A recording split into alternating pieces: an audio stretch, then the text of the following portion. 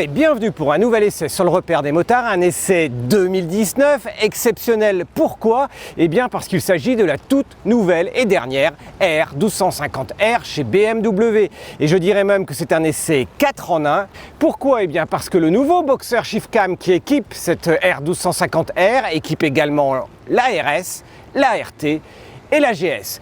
Donc ça c'est vraiment important et c'est la grosse nouveauté de ce millésime qui a été tellement vanté par BMW, et c'est une vraie évolution depuis le premier modèle R1100 de 1994 qui développait alors uniquement 80 chevaux. Cette année, pour le millésime 2019, on développe 136 chevaux.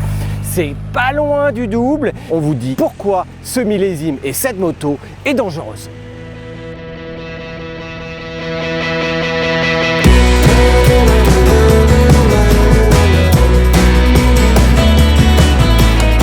Visuellement, cette R1250R n'est pas très loin du modèle R1200, enfin du modèle R1200 de 2015, parce que le précédent, il n'y a plus rien à voir. Et effectivement, BMW a enfin réussi, je dirais, à faire un design qui passe un petit peu plus partout, un peu moins exclusif.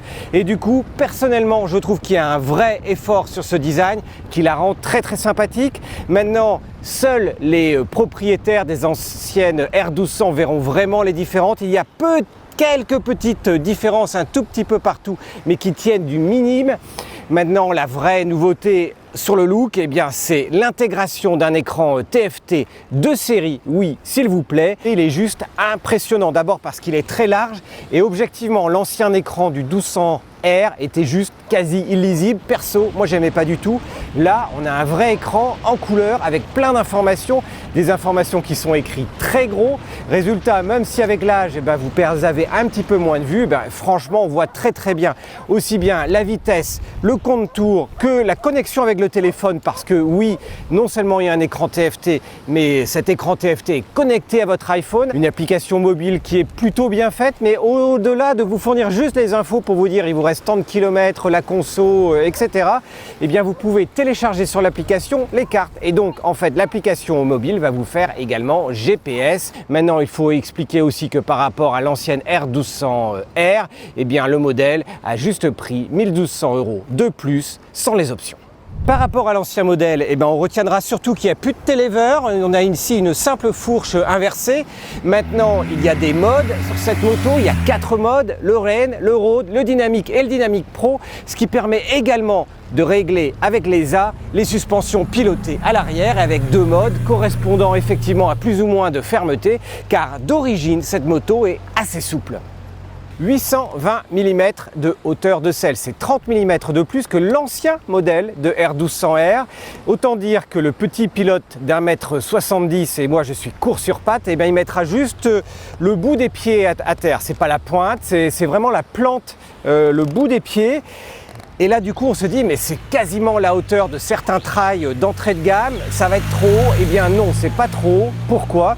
Parce qu'en fait le poids est particulièrement bas placé, un poids bas placé qui va aider beaucoup en termes de maniabilité pour la moto, mais qui surtout dès que l'on a démarré, mais c'est le premier mètre, les premiers instants, on ne sent pas du tout le poids, alors que cette moto tout plein fait quand même 239 kg. C'est pas rien, c'est lourd, et d'ailleurs quand on la pousse dans le garage, là on sent le poids. Mais le ressenti maintenant du poids réel de cette moto, franchement, on a l'impression qu'elle fait moins de 200 kg au jour le jour. Il y a des roadsters qui ont une position de conduite très exclusive, très penchée vers l'avant. C'est pas du tout le cas de la R1250R qui a une position vraiment agréable, quasi naturelle. On est quasi droit dessus, à moins d'avoir vraiment envie de prendre la position limande, une position limande que l'on prend sur autoroute. Le réservoir, il est pile poil, y compris pour les grands. C'est-à-dire que les jambes vont vraiment très bien enserrer le réservoir. On a vraiment juste les mains posées dessus, même à très grosse vitesse. Très grosse vitesse, ça veut dire quoi? La vitesse, c'est mal, oui, on le sait. N'empêche que sur autoroute, vous allez taper gentiment à 200 km/h sans aucun souci. Vous tenez la moto parfaite, elle est stable, en ligne droite, pas de chimie, rien du tout, même chargé, même de façon déséquilibrée et en duo, la position et la stabilité sont exemplaires. La R1200 était déjà facile, et bien la R1250R est aussi facile que l'ancien modèle, avec surtout un moteur beaucoup plus disponible partout. En fait, il est plein à partir de tout en bas, et ça c'est assez impressionnant. Alors déjà, on a une première qui est très longue, autant vous dire que la première, vous la grimpez jusqu'à 90 km/h, oui 90, donc autant vous dire que en ville, quasiment, alors qu'avec d'autres motos, on est obligé de passer en seconde, voire en troisième.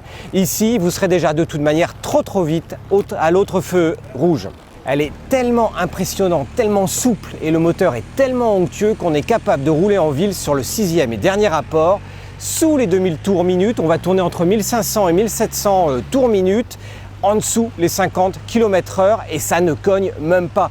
Alors attention, les accélérations ne seront pas faramineuses à 50 km/h sur le dernier rapport, y compris si vous êtes sur le mode dynamique ou le mode dynamique pro, mais en attendant, ça le fait et c'est vraiment exploitable en ville sur l'ensemble des rapports. Côté maniabilité, le rayon de braquage, il est pas extraordinaire, il est bon, sans plus. Maintenant, encore une fois, le moteur est aidé par une fourche qui est vraiment très facile, un poids situé très bas. Autant vous dire que vous allez vous faufiler partout. Et en fait, la seule chose qui va vous gêner dans l'option de cette moto, eh bien en fait, ce sont les valises, car mine de rien, elles sont larges. Et s'il y a bien une chose que mon passager, plus précisément ma passagère, n'arrêtait pas de me dire en ville, c'est ça passe pas. C'est toujours passé, mais il paraît que vraiment au millimètre, donc il faut faire gaffe. Maintenant, on s'engage sur autoroute, mais elle ronronne à 4000 tours minute au légal autoroutier. Résultat, eh bien, quand on est à 145 km/h, attention, la vitesse, c'est mal. Mais là, je parle bien d'un essai qu'on a été faire jusqu'en Allemagne. On est encore qu'à 5000 tours et vous vous dites, on va en prendre plein la tronche. C'était effectivement l'impression que j'avais eue sur les premiers kilomètres, mais parce qu'il y avait beaucoup de vent. Et en fait, en fonction des circonstances, vous roulez tranquille à 170 km/h avec, tranquillement, franchement, la stabilité est impressionnante, vous avez juste les mains posées sur le guidon. Comment ça se comporte sur départemental? En fait, très bien. On l'a dit encore une fois, on peut aller de la première jusqu'à 90 km/h et la seconde va même jusqu'à 130 km/h. Bref, on pourrait être sur le deuxième et le second rapport uniquement sur départemental. En fait, vous serez régulièrement entre la 3 et la 4. Sur les petites routes de montagne, en fait, le meilleur rapport, c'est encore le troisième rapport. Un troisième rapport qui va permettre vraiment d'avoir une plage d'utilisation vraiment impressionnante. Ce qui est bien avec cette moto, c'est qu'elle se dirige au doigt et à l'œil. Et quand je dis au doigt, c'est vraiment avec les mains tout juste posées sur le guidon. Elle s'incline mais de façon hyper naturelle, pas trop vite, elle tombe pas sur l'angle, aidée en cela par la montre de Michelin 2CT qui est livrée avec, qui offre un excellent grip et un excellent ressenti. Un ressenti avec un train avant de temps en temps un petit peu léger, où il ne faut pas hésiter à lui donner un petit peu de poids. Côté freinage, c'est un freinage qui est hyper homogène. En fait, c'est quasi pour moi le freinage parfait. Pourquoi? Parce que déjà il y a un vrai frein arrière sur cette moto. Et ça c'est assez rare pour le mentionner. De temps en temps on a tout juste des ralentisseurs, de temps en temps on n'a même pas un ralentisseur, à peine utile en ville. Ici ça freine pas trop. Si on essaie de trop freiner, l'ABS va être un peu sensible d'ailleurs, donc faut pas trop le faire, mais voilà, on a un vrai freinage. Et à l'avant, il y a juste la puissance, le dosage et le feeling, ce qui fait que on a juste besoin de 2 doigts pour freiner, et avec l'ensemble, c'est juste nickel, c'est précis et c'est pas trop puissant. Le mordant, il n'arrive pas tout d'un coup. Résultat, quelqu'un qui même n'a pas fait de moto depuis longtemps, ne sera pas surpris, notamment sous la pluie où de temps en temps on peut arriver à se faire peur. Ici, le freinage vous met en confiance et à la fois il assure quand vous arrivez à fond et qu'il faut vraiment freiner sur un laps de temps très court. Côté consommation, ça consomme rien. Enfin, rien par rapport au rythme qu'on lui fait prendre. Objectivement, qu'on soit à fond sur autoroute à 170, 190 ou sur les petites routes de montagne, sur les intermédiaires en troisième, grosso modo au taquet, votre consommation va être à 5,8, 5,9 litres au 100, ce qui est assez impressionnant. Et si vous prenez par contre une conduite hyper souple, tranquille, sur le dernier rapport, vous allez même être capable de faire descendre la conso aux 5 litres au 100. Du coup, côté autonomie, eh bien, vous allez avoir une autonomie minimale de 300 km avec cette machine, avec un rythme soutenu et puis naturellement avec un rythme plus cool, eh bien, vous allez pouvoir grimper à 350 km. Alors 2000 km en roadster en duo, ça donne quoi? Eh bien avec cette BMW 1250R, je lui mets un 18 sur 20. Franchement, c'est le meilleur roadster en duo que j'ai expérimenté. Alors pourquoi?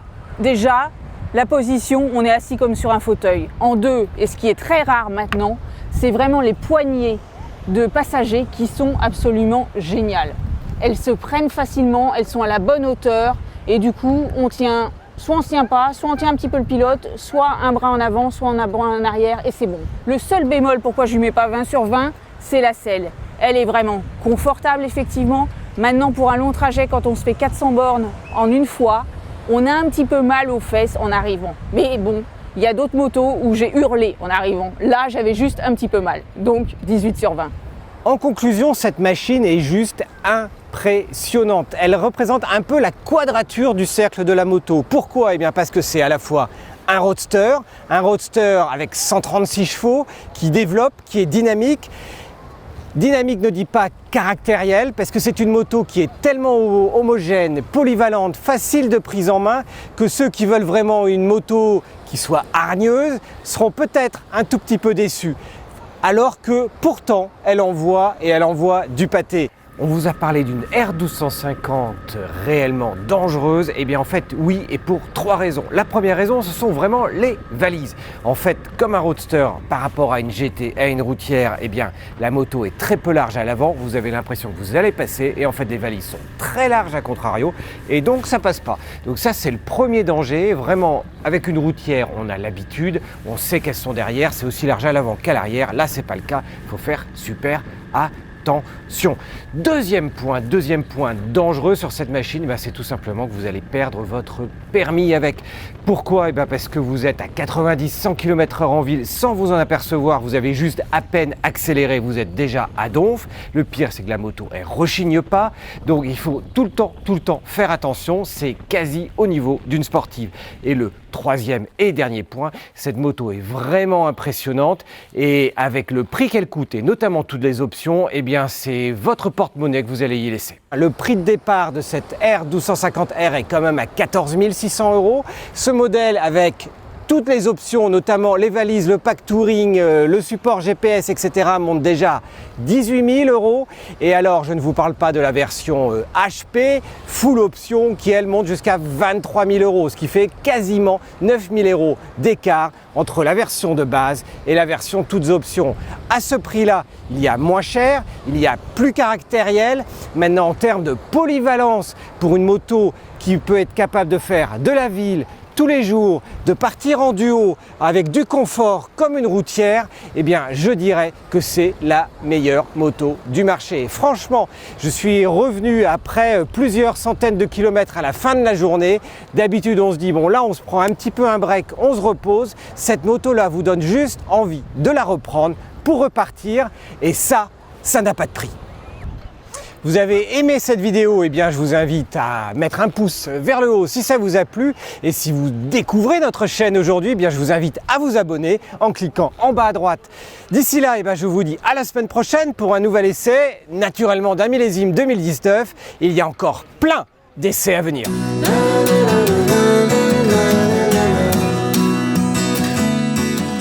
Bon alors qu'est-ce que tu fous? T'as vu le temps, c'est... On se déplace, il fait soleil, on arrive sur le plan de tournage, rien, le gris total, donc on attend le soleil.